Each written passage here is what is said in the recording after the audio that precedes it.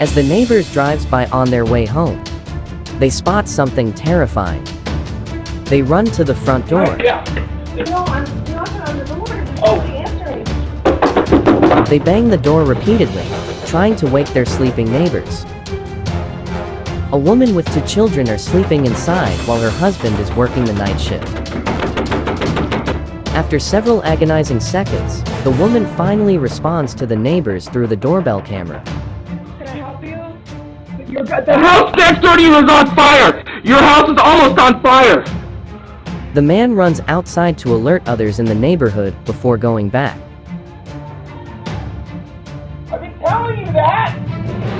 The woman races inside, grabs one daughter, hands her to the neighbor, and rushes back for the other. Can you help me? Yeah, come on. Can you help me? Come on. Somebody help me.